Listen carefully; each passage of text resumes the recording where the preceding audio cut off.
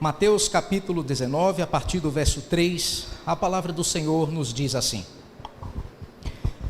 Vieram a ele alguns fariseus e o experimentavam, perguntando: É lícito ao marido repudiar a sua mulher por qualquer motivo? Então respondeu ele: Não tendes lido que o Criador desde o princípio os fez homem e mulher? E que disse: por essa causa deixará o homem pai e mãe, e se unirá à sua mulher, tornando-se os dois uma só carne? De modo que já não são mais dois, porém uma só carne. Portanto, o que Deus ajuntou, não o separe o homem. Replicaram-lhe: Por que mandou então Moisés dar carta de divórcio e repudiar? Respondeu-lhes Jesus: Por causa da dureza do vosso coração, é que Moisés vos permitiu repudiar a vossa mulher. Entretanto, não foi assim desde o princípio. Eu, porém, vos digo: quem repudiar sua mulher, não sendo por causa de relações sexuais ilícitas, e casar com outra, comete adultério. E o que casar com a repudiada, comete adultério. Disseram-lhe os discípulos: Se essa é a condição do homem relativamente à sua mulher, não convém casar. Jesus, porém, lhes respondeu: Nem todos são aptos para receber este conceito, mas apenas aqueles a quem é dado. Porque há eunucos de nascença, há outros a quem os homens fizeram tais, e há outros que a si mesmos se fizeram eunucos por causa do reino dos céus. Quem é apto para o admitir, admita. Amém. Eu quero orar com você nesse instante, pedir com que o Senhor, através da sua palavra, esteja nos direcionando nesse momento de reflexão do seu Evangelho. Oremos ao Senhor. Senhor, nosso Deus e Pai, estamos nós aqui diante da Tua presença. Confesso que o assunto que nós iremos tratar fala sobre perdão, mas perdão numa área muito sensível da vida humana, que é o casamento, a relação conjugal, marido e mulher. E eu sei que nessa noite o Senhor falará ao nosso coração, como já está falando através da Tua palavra. É um assunto sensível para alguns casais que aqui estão, mas muito necessário para que o nosso casamento continue firme diante da Tua presença. Rogamos a Ti pela Tua palavra, que o Espírito Santo do Senhor nos conduza, nos direcione, nesse momento a qual nós necessitamos do Teu discernimento, do Teu esclarecimento, da Tua unção sobre a nossa vida, não apenas para entendermos esse assunto, mas para colocarmos em prática para o louvor da Tua glória. Entregamos a nossa vida na Tua mão, e desde já agradecemos a Ti por tudo, no nome de Jesus. Amém. Queridos, para nós não é novidade nenhuma a qual a sociedade que nós vivemos tem banalizado e deteriorado as relações conjugais. Infelizmente, nós olhamos para essa sociedade e nós começamos a perceber o glamour, é melhor dizer assim, né? Para depois não dizer uma palavra errada. O glamour que as pessoas se utilizam para falar do divórcio. O quanto o divórcio é bonito dentro dessa sociedade. E a gente pode observar isso, muitas vezes, numa novela. A novela mal começou e, se assim eu posso dizer, o comercial daquela novela fala sobre alguém que estava casado e aquela pessoa agora foi viver uma aventura.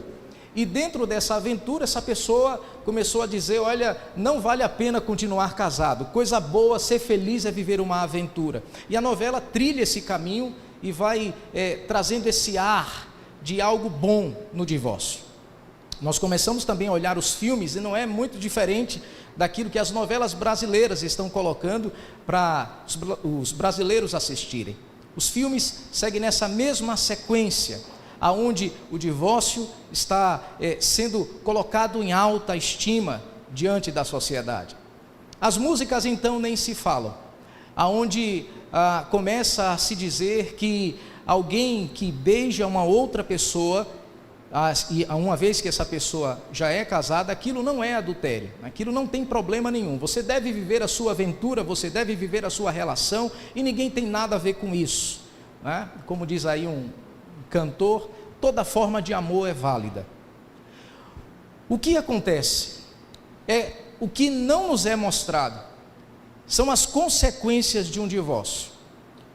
Deixa eu dar uma ilustração para você. Imagine você pegar 2 folhas de papel ofício, colocar super bonder, colar as duas, e depois de uma semana você vai tentar soltar essas folhas. Você sabe a tragédia. Pedaços dessa folha vai dentro dessa e essa vai naquela. Assim é o divórcio. As tragédias que acontecem na relação familiar, os traumas causados nos filhos, na igreja e em tantas outras áreas do relacionamento onde esse casal estava inserido. E quando nós começamos a olhar para essa tragédia chamada divórcio, nós precisamos, como povo de Deus, voltar os nossos olhos para a palavra de Deus e nessa palavra, através dela, poder extrair quais são as lições que ela pode nos dar para que nós venhamos a preservar a relação conjugal. E é interessante porque esse texto que nós acabamos de ler, Mateus capítulo 19, ele é posterior ao capítulo, logicamente, 18, onde no final desse capítulo 18, Jesus está falando sobre perdão. Por exemplo, a nossa série está baseada na pergunta que o apóstolo Pedro fez: quantas vezes eu devo perdoar o meu irmão? 7 vezes? E o Senhor Jesus diz: não te digo 7, esse é um padrão equivocado, porque se você, Pedro, colocar esse padrão em prática, você não vai viver em sociedade, porque é impossível com que as pessoas que vivam ao teu redor só vão te ferir 7 vezes durante toda a tua vida. Então te digo que é 70 vezes 7, Pedro. É um perdão onde você vai ter que viver uma vida baseada nessa verdade, porque você foi alcançado pela graça e pela misericórdia de Deus, e agora você deve repassar isso para as outras pessoas. Por isso, Jesus conta também uma parábola do credor incompassivo, alguém que foi perdoado de uma dívida de quase 2 bilhões de dólares, mas logo após ser perdoado, ele se encontra com seu conservo, que lhe devia apenas 3 meses de trabalho, e ele quase mata o seu conservo, dizendo: você tem que pagar o que você me deve, mesmo ele tendo sido, ou acabou de ter sido perdoado pelo rei. E o rei pune aquele homem, dizendo: olha, eu não te perdoei, você não deveria ter repassado perdão para outra pessoa, agora você só vai sair daqui quando você pagar centavo por centavo. Logo após, diz o texto, capítulo 19, nós não lemos nem o verso 1, nem o verso 2, Jesus sai da Judeia, aliás, da Galileia, e ele vai para a Judeia.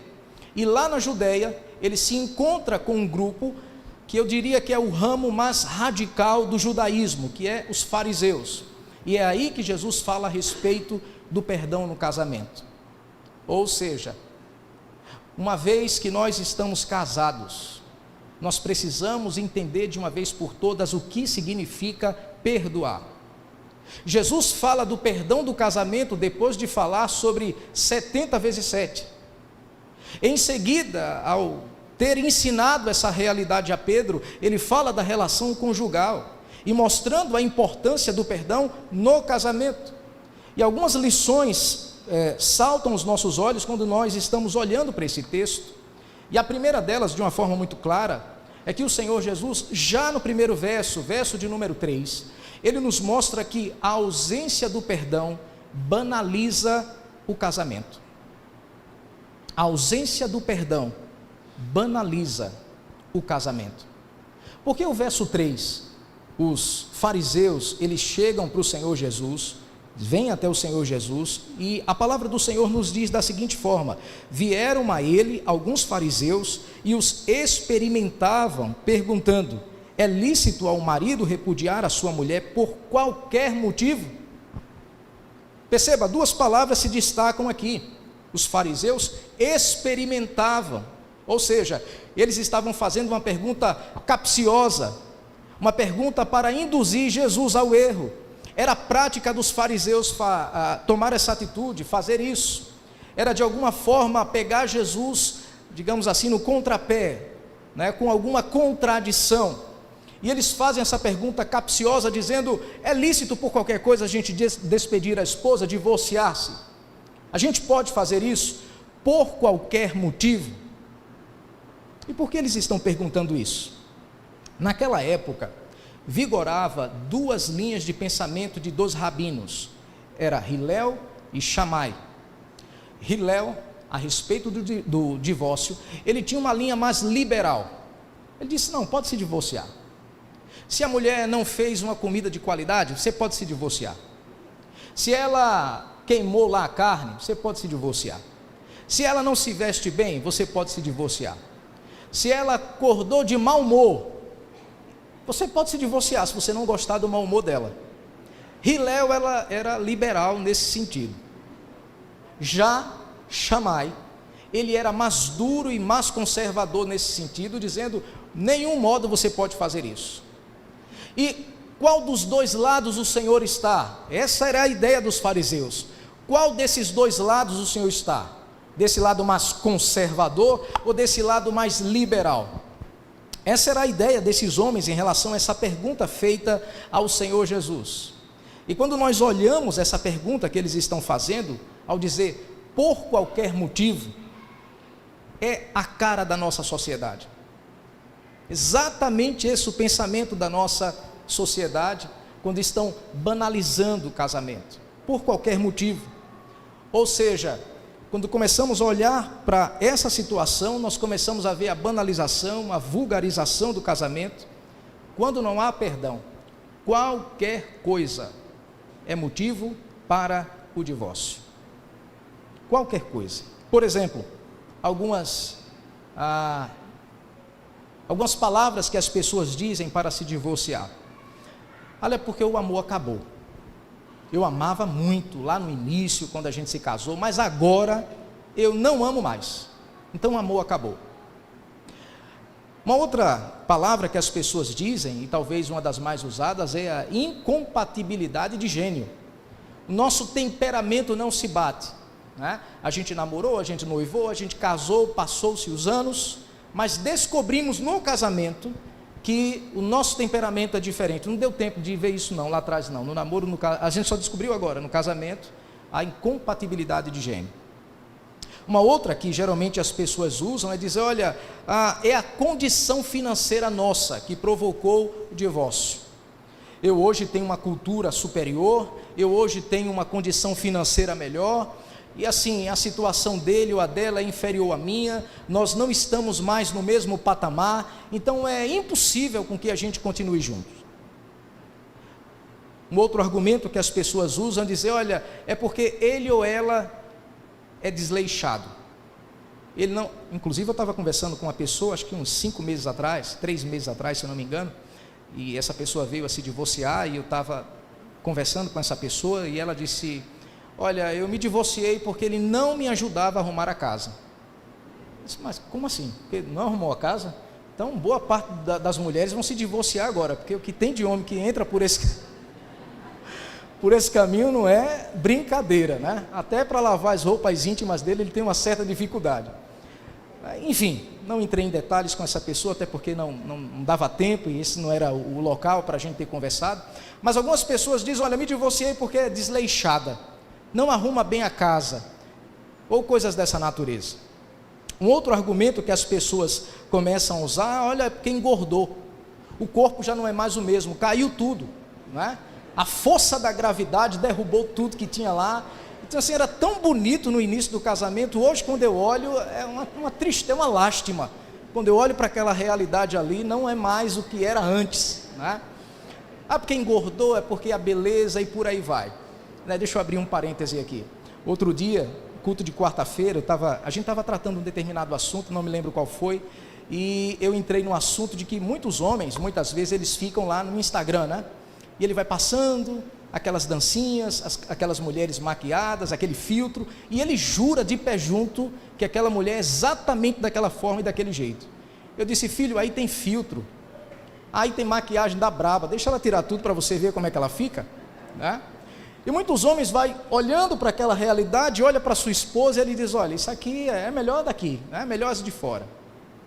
Uma outra que as pessoas sempre usam é que, olha, o problema é a minha sogra, é o meu sogro, são os pais. Olha, já tem alguém rindo aí, né?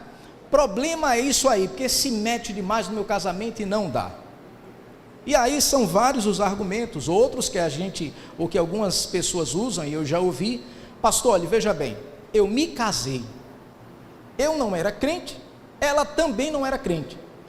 Agora, 5, 6 anos depois, ela ou ele, enfim, que não é crente ainda, tem uma visão completamente diferente. Então eu vou me divorciar. Eu quero casar com uma pessoa que é crente, com uma pessoa que tema ao Senhor juntamente comigo.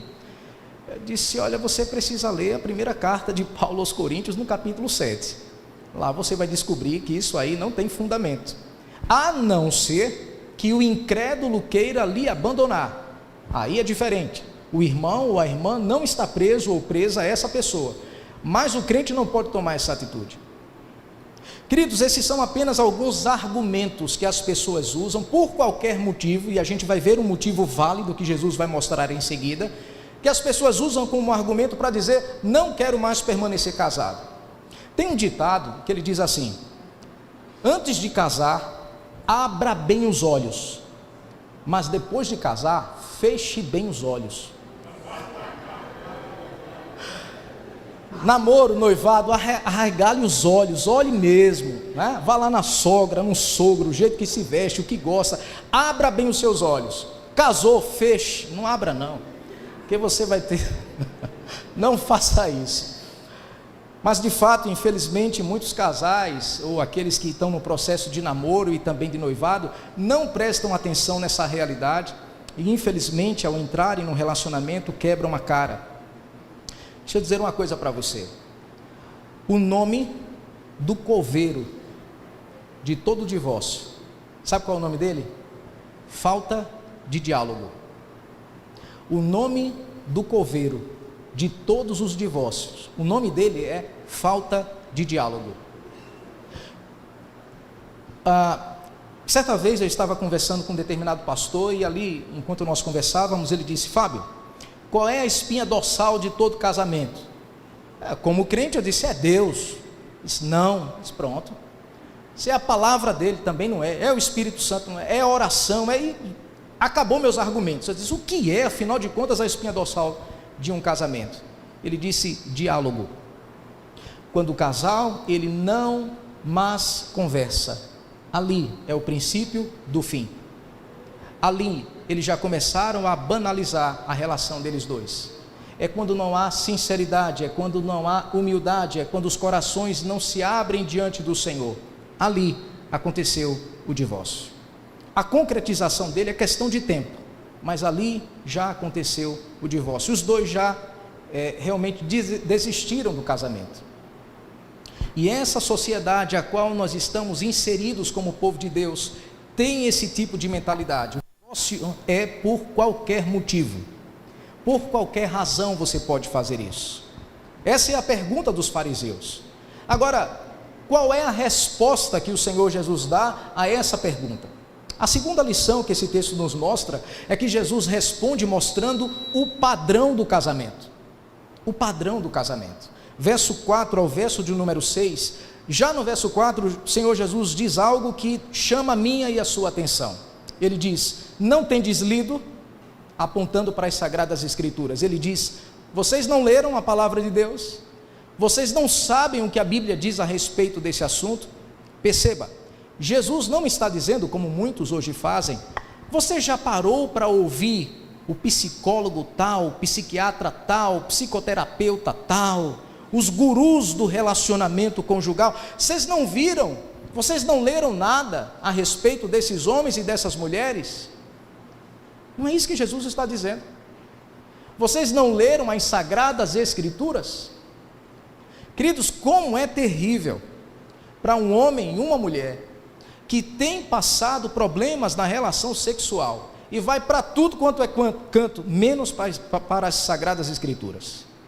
E vai atrás do psicólogo, do psiquiatra. Tenho nada contra esses profissionais, são excelentes, devem ser apoiados, mas eles não são a base, a origem ou o fundamento do casamento, ou para a resolução do casamento.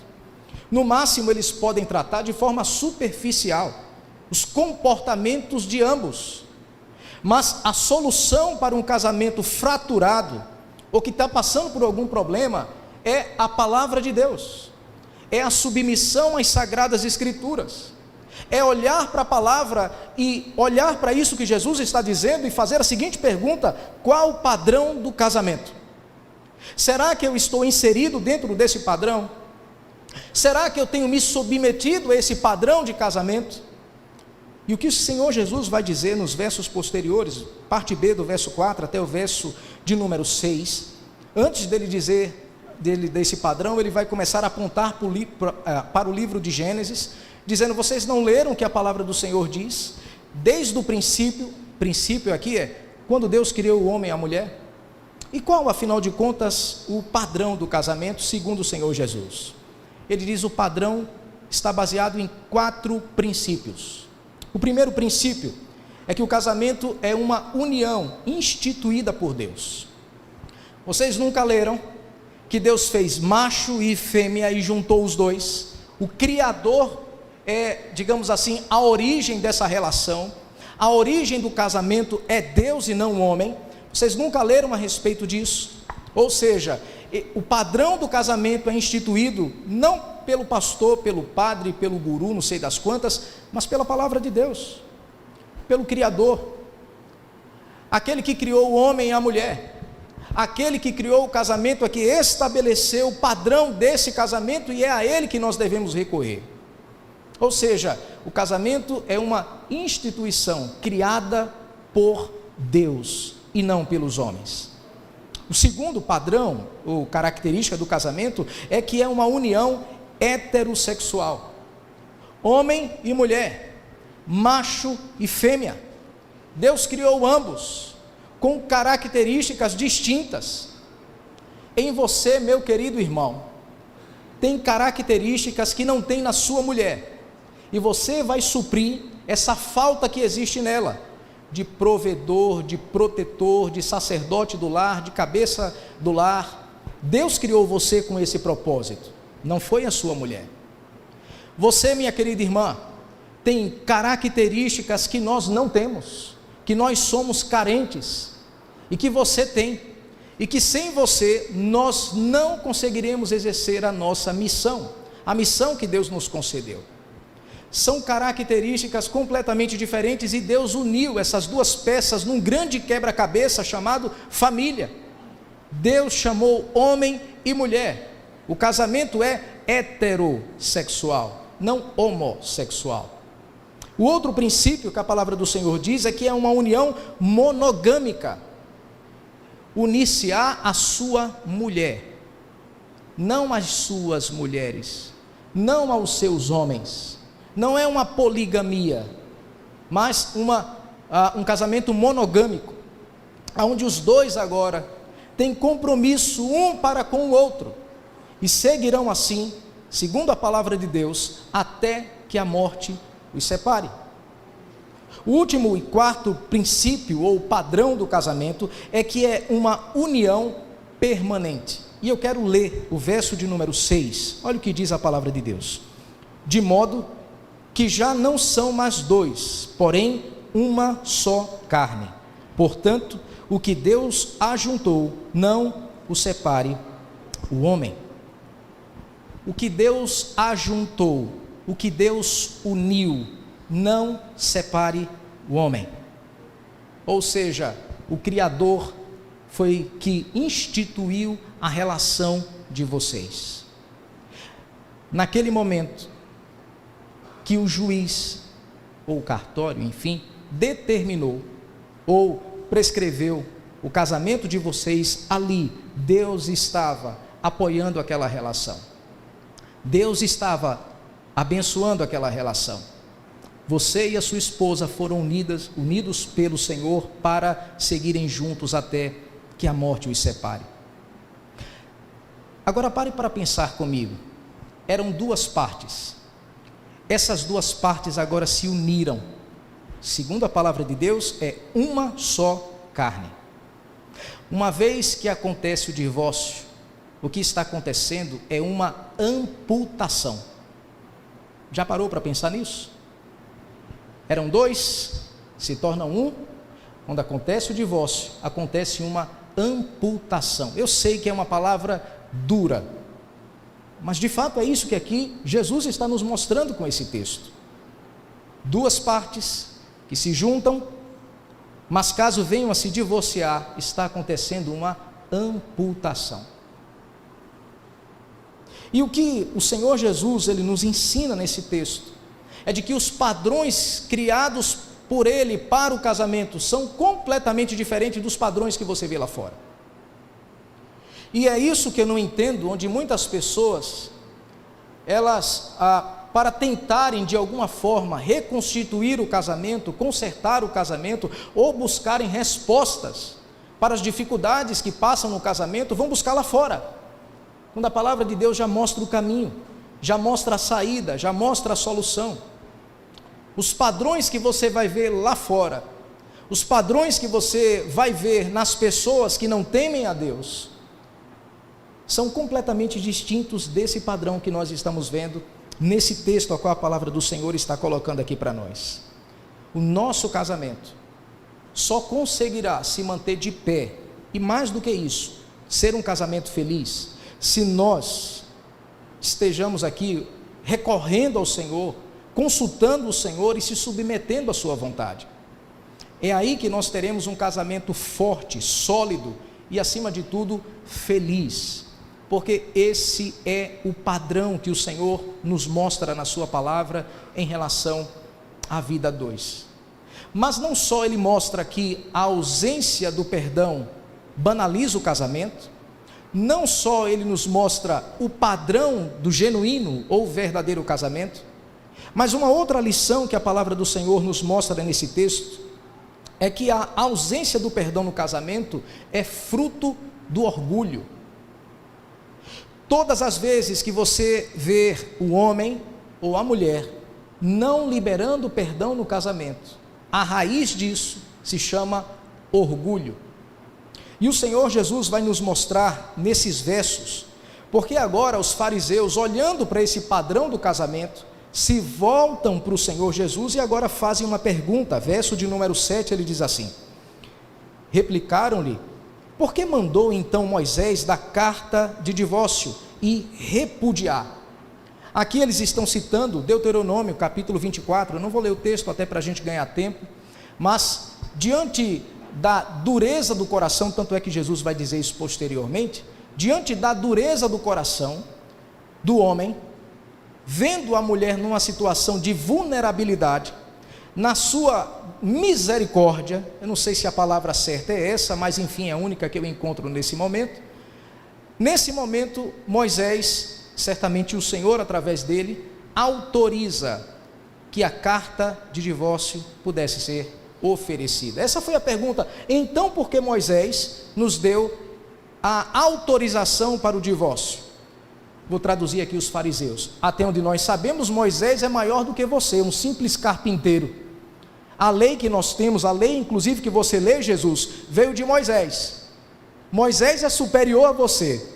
E Moisés nos deu a autorização para o divórcio.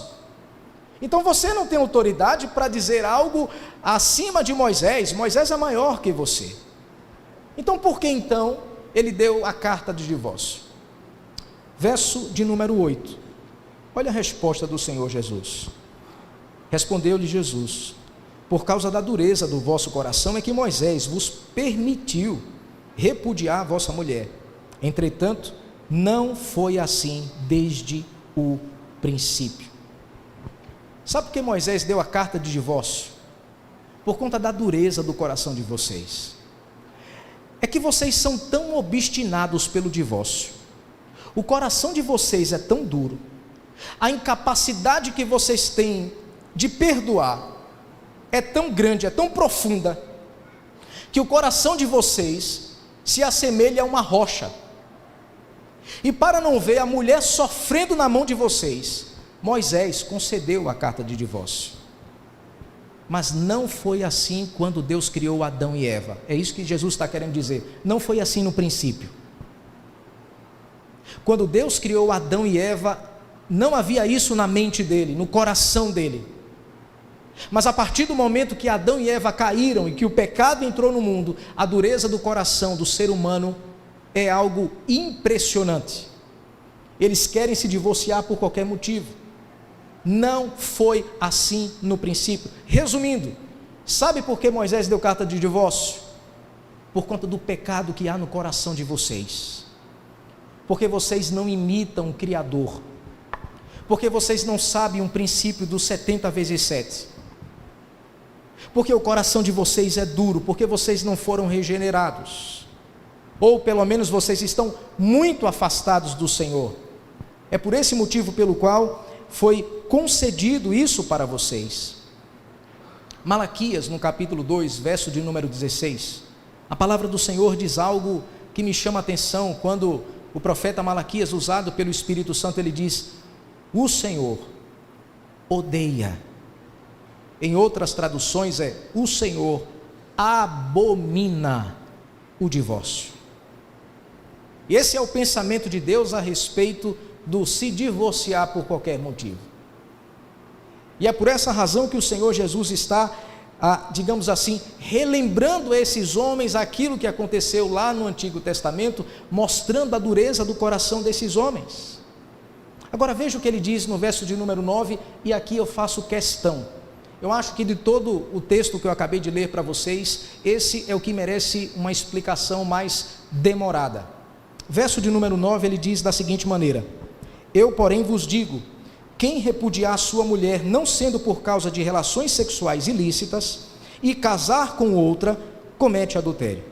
E o que casar com a repudiada, comete adultério. Certa vez eu estava ainda aqui no culto de quarta-feira e toquei nesse assunto. E no culto de quarta-feira, aqueles que participam sabem disso, né? Geralmente nós pregamos, nós damos o estudo, mas os irmãos não têm como perguntar, como se fosse numa escola bíblica dominical. E eu não, na minha mente estava tão claro o texto, que eu não me demorei muito explicando esse verso. E na semana posterior, uma irmã muito angustiada, marcou um gabinete comigo, veio me procurar, contou um pouco da situação dela, daquilo que havia acontecido no casamento, no divórcio dela, e disse: pastor, e a minha situação diante daquele texto que o senhor leu? E ali eu tive a oportunidade de explicar a ela o que significa o verso de número 9. Porque esse verso, algumas pessoas podem interpretar da seguinte forma: então, peraí, então quer dizer que aconteceu uma traição, e aquele que foi traído não pode se casar de novo? Porque quem casar com aquele que foi traído, a ideia do texto aqui também está cometendo adultério. Não é isso? Não. Se você prestar atenção, o que o Senhor Jesus está dizendo no verso 9 só há uma condição para que haja o divórcio. Relações sexuais ilícitas, aqui traduzindo, é adultério. É quando o homem ou a mulher tem relação com uma outra pessoa, e ali o adultério foi cometido. E dentro desse contexto, o Senhor Jesus diz: olha, não é opção A o divórcio, não é, até porque ele acabou de falar da dureza do coração. Se houver arrependimento no coração daquele que pecou, se houver a confissão e o arrependimento e o quebrantamento verdadeiro, genuíno, se aquele arrependimento não é fruto de um mero remorso, que apenas reconhece o erro, mas não abandona, se de fato ali há arrependimento, plano A, perdoe. Mas você não é obrigado a continuar com essa pessoa. Você pode perdoar essa pessoa, mas você não é obrigado a continuar com essa pessoa. Traduzindo, plano A, perdoe e continue, porque é fruto dos discípulos do Senhor Jesus o perdão. Mas, se por algum motivo você observar que as suas emoções, que os seus sentimentos, que a sua relação com aquela pessoa daqui para frente vai ser algo conturbado e você vai estar sempre lembrando aquele fato, a palavra do Senhor diz que há uma condição, uma exceção. Você não é obrigado a continuar com essa pessoa. Você é obrigado a perdoar, mas você não é obrigado a continuar com essa pessoa. Mas pastor, o que é que Jesus está querendo dizer com quem casar com aquele que foi traído? Está casando com um adúltero? Preste atenção no que Jesus está dizendo. Ele acabou de falar de uma exceção. Ou seja, a única forma de acontecer o divórcio, e que é um plano B, é por conta do adultério. Qualquer outro motivo que não seja o adultério, e que você tenha se divorciado, aí é que entra o que Jesus está dizendo. Você continua casado. você continua casada. Ah, mas o juiz lá, o cartório, enfim, problema. O superior tribunal celestial está com o teu nome e o nome da tua esposa lá gravado. E quando ele olha, ele diz: não foi por conta de adultério. Foram outros motivos que aqui aconteceram. É nessa vertente que Jesus está dizendo que o casamento é algo permanente. Que uma vez que nós contraímos e estamos casados, nós devemos permanecer casados. A única exceção é essa que Jesus está dizendo, por conta da dureza do coração, por conta da falta de perdão. É aí que Jesus está abrindo essa exceção, baseado em Moisés, e ele está reafirmando isso nesse texto, no verso de número 9. E é dentro dessa realidade que eu queria ler para você um autor que eu gosto muito, o já falecido R.C. Sproul.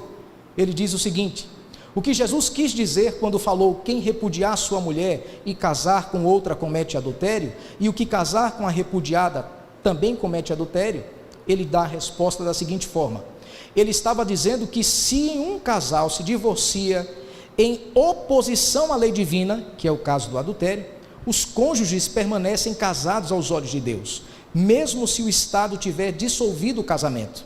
Logo, alguém que se divorcia de forma não bíblica e se casa novamente, entra em um relacionamento adúltero. É pesado? Muito pesado. O problema é que nós entramos no casamento sem levar em conta o que é um casamento. O problema é que nós, e aqui eu quero me voltar para os, geralmente se sentam mais ali, né, mas estão espalhados aqui. Mas para os jovens, aqueles que estão prestes aí a se casar, aqueles que estão prestes a noivar, olhem para isso que Jesus está dizendo. É sério o que a palavra do Senhor nos diz. E é por isso que você deve estar atento antes de se casar. Casamento não é para menino. Casamento é para gente madura. Casamento é para pessoas que entendem um princípio que Jesus está nos mostrando nesse texto. E nós precisamos ter muito cuidado, porque o que Jesus está nos ensinando é que o divórcio é permitido, não ordenado. Ele não está apoiando o divórcio. É uma exceção e não uma regra. É o plano B e não o plano A de Deus. E é essa realidade que Jesus está colocando aqui para nós, e nós devemos ter muito cuidado em relação a isso que Ele está colocando aqui para nós. Porém, o que é que promove em muitos casais a dureza de coração? Porque isso não acontece da noite para o dia. Como é que um coração fica duro como uma rocha e obstinado em não perdoar? Eu diria para você que existem vários motivos. Um deles, a falta de confiança.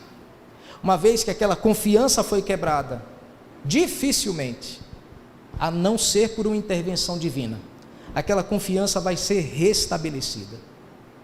Um outro motivo que nós poderíamos citar é as constantes decepções que alguém tem tido no casamento, seja com seu marido, seja com a sua esposa. Uma outra situação que nós podemos citar é o abandono do lar. Não é que a pessoa saiu de casa literalmente, é que ela ou ele já deixou de cumprir com aquelas obrigações que eles prometeram naquele dia diante do Senhor e diante da sua igreja. E o cônjuge está sofrendo. E o cônjuge está passando por uma situação vexatória. E de forma direta ou indireta, essa pessoa está sendo empurrada para os braços de uma outra pessoa. Uma outra situação que nós poderíamos citar, e já foi citada inclusive, é a ausência de diálogo. É quando os casais já não param mais para conversar, para ouvir um ao outro, porque para isso acontecer é necessário com que haja humildade. Uma outra situação que nós poderíamos citar é o orgulho. São pessoas que nunca reconhecem que estão erradas, que sempre estão certas, são dono da razão. Uma outra situação que nós poderíamos citar é o egoísmo. É a busca pela minha própria felicidade. Eu não estou muito importando aqui com a felicidade do outro. É a minha felicidade que está em jogo. E se para ser feliz, eu preciso encontrar uma outra pessoa, eu não estou nem aí, eu quero ser feliz. O nome disso é hedonismo, busca pelo prazer. e não pela vontade de Deus.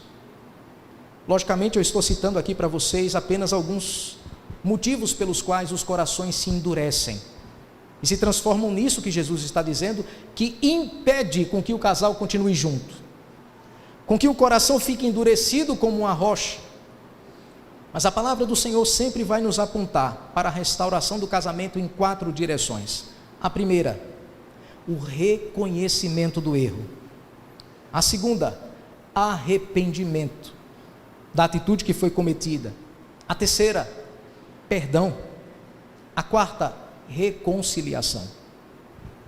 Esse é o caminho, se assim eu posso traduzir o que Jesus está dizendo nesse texto que nós acabamos de citar. Reconhecimento, arrependimento, perdão, reconciliação. Queridos, esses 4 princípios que nós citamos no início dessa série, falando sobre perdão, está sendo aplicado agora, nesse texto que Jesus está dizendo. Se eu sou discípulo do Senhor Jesus, eu aprendi a liberar perdão sobre o meu próximo, no meu casamento inclusive, e esse sempre será o caminho. O divórcio sempre é o plano B, e apenas nessa exceção que Jesus está dizendo, nesse texto da sua palavra. Mas o 4º e último princípio, que a palavra de Deus coloca para nós, é que o casamento ele não é um mandamento. Casamento não é um mandamento. E onde Jesus está dizendo isso? Nos últimos versos, verso 10 ao verso 12, volte seus olhos para a palavra de Deus. Disseram-lhe os discípulos: se essa é a condição do homem, relativamente à sua mulher, não convém casar. Jesus, porém, lhes respondeu: nem todos são aptos para receber este conceito, mas apenas aqueles a quem é dado. Porque há eunucos de nascença, há outros a quem os homens fizeram tais, e há outros que a si mesmos se fizeram eunucos, por causa do reino dos céus. Quem é apto para o admitir, admita. Agora, já não são mais os fariseus. Percebe que os fariseus já saíram de cena aqui. Agora os discípulos se voltam para o Senhor Jesus, e me perdoe, não é, o que eu vou dizer, os discípulos: Senhor, aí já está demais, né? Tudo bem que os fariseus, esse pessoal aí não vale R$1, mas o Senhor está pegando pesado nessa história aí. É os discípulos perguntando isso. Então não vale a pena casar. Casar dentro desse padrão, desse peso, então não dá para continuar. É aí que o Senhor Jesus usa uma ilustração que fazia parte da sua época, de um oficial chamado eunuco. E existem 3 tipos de eunucos, segundo Jesus está citando nesse texto da sua palavra. Eunucos de nascença, o que é que significa isso? São aquelas pessoas que não sentem necessidade de ter relação sexual. São aquelas pessoas que não sentem falta de uma pessoa ao seu lado até que a morte os separe. Inclusive o apóstolo Paulo fala nisso na primeira carta aos Coríntios, no capítulo 7. E deixa eu abrir uma exceção aqui, um parêntese, né? Há muitas pessoas que diante da sociedade, da pressão da sociedade, recebendo o dom do celibato, que é um dom dado por Deus, não é para todo mundo, são forçados ou forçadas diante da sociedade a ter que casar. Até mesmo dentro da igreja as pessoas começam a olhar para aquela pessoa, não entendendo que ali há um dom do celibato, começam a olhar para aquela pessoa assim: ih, rapaz, já chegou numa idade, casar que é bom nada, e aí, como é que é esse negócio aí? Vai ficar para titio, para titia, não é? Ou, né, me perdoe aqui a brincadeira, não gosta da fruta? Como é que é a situação dessa pessoa aí? Não é? Ali é um dom, meu irmão, do celibato. A pessoa não sente a necessidade de ter relação sexual ou de uma pessoa ao seu lado. Depois você lê lá 1 Coríntios capítulo 7, você vai ver o que o apóstolo Paulo fala a respeito disso. É um dom concedido por Deus, é algo de nascença, já nasceu assim. Existe um outro tipo de eunuco que Jesus está falando nesse texto, que eram os oficiais do rei. Esses homens geralmente eram escravos, eles eram castrados pelo rei e eram colocados no harém do rei para tomar conta das suas concubinas, não é? Não castrasse o homem era como colocar uma raposa dentro de um galinheiro. Então eles faziam isso aí para que aquele escravo agora cuidasse do seu harém, das suas esposas. Então eram eunucos ali feitos por mãos humanas, se assim eu posso dizer. E existe ainda um terceiro grupo, que são eunucos por conta do reino de Deus. Eles tomaram essa decisão por conta do reino. A gente pode ver isso através da vida do apóstolo Paulo, um homem que preferiu não casar, e também, né, a mulher que casasse com Paulo ia sofrer um bocado, porque o que o cara apanhou, foi preso e por aí vai, mas por amor ao reino e por amor ao evangelho, ele abriu mão do casamento para se dedicar à obra do Senhor.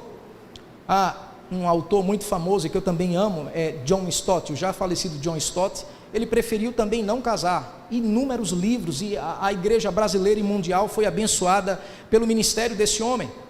Ele optou por não casar. E existe também missionárias que estão no campo e também optaram por não casar, por conta, segundo a palavra de Deus, do reino. Pegando esse exemplo, Jesus diz: o casamento não é um mandamento para todo mundo. Ninguém é obrigado a casar. Vocês estão dizendo, aqui estou me referindo aos discípulos, vocês estão dizendo que por conta disso não vale a pena casar? Há pessoas que não sentem necessidade do casamento, e não sentem necessidade do casamento por conta de uma dessas 3 formas que eu acabei de dizer para vocês. Peguem essa ideia: se Deus deu a você esse marido ou essa mulher, Ele também lhe dará as condições de permanecer com ela ou com ele até que a morte os separe. O nosso problema é que nós não nos voltamos para o Senhor em oração, não nos voltamos para o Senhor em submissão à sua palavra. Nós, entre aspas, as pessoas que optam pelo caminho do divórcio, optam pelo caminho mais fácil. O grande problema é de que vão viver com uma outra pessoa, algo dessa natureza, e descobre que aquela pessoa tem defeitos piores do que o seu ex, ou a sua ex-esposa, enfim, ou até mesmo iguais. E daquele já pula para outro, para outro, para outro. O que Jesus está querendo dizer é: quem quiser admitir que o admita, uma vez que você é casado, Deus te dá as condições necessárias para permanecer. Deus não te deu o dom de celibato, Ele te deu o dom do casamento, e você precisa lutar contra essa dureza do coração. Você precisa lutar contra esse coração que muitas vezes só quer perdoar 7 vezes.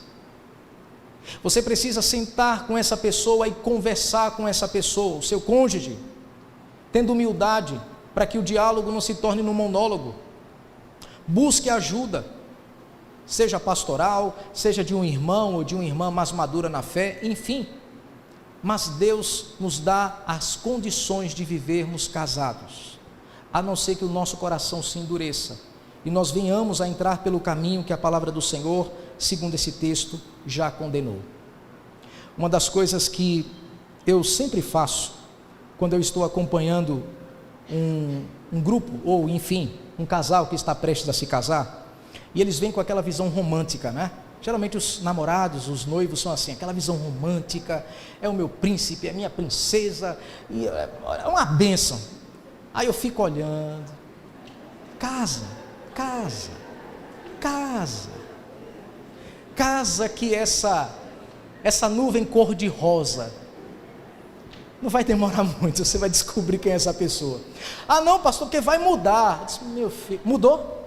Você sabe que você está com seu marido, com a sua esposa, você sabe que aquilo que você olhava como um defeitozinho, no casamento se transformou em um grande defeito, e você está tendo que conviver. E uma das palavras que eu sempre digo àqueles casais que estão prestes a se casar: olha, o meu trabalho aqui, durante esse acompanhamento pré-nupcial com vocês, é desiludir vocês. Só, pastor, peraí, já no primeiro encontro, essa história de desilusão, pegue o significado da palavra, é tirar de você essa ilusão que você criou. E ali nós vamos trabalhando várias coisas a respeito do casamento, para dizer uma coisa apenas: casamento é coisa séria, casamento não é brincadeira, casamento não é hobby, não é como trocar de roupa, não é se der certo, não é até que o amor continue. Eu não posso fugir do que o texto acabou de nos dizer. É por isso que a nossa pregação é uma pregação expositiva, é ler o texto e explicar o texto dentro do seu contexto, trazendo aplicações para a vida da igreja. O meu trabalho nessa noite foi mostrar para você a importância do casamento, e os caminhos pelos quais você pode preservar o seu casamento. Ainda que nesse casamento você esteja vivendo momentos difíceis, lutas, a palavra do Senhor nos mostra ou nos mostrou o caminho pelo qual nós devemos seguir. O caminho é o perdão. Esse é o plano A de Deus, para mim e para a sua vida, para que Deus continue nos abençoando, para que a presença dele continue na nossa vida, para que tenhamos famílias fortes, casamentos fortes, uma igreja forte. Esse é o caminho prescrito pela palavra de Deus para nós. O perdão, a solução para o nosso casamento. Amém?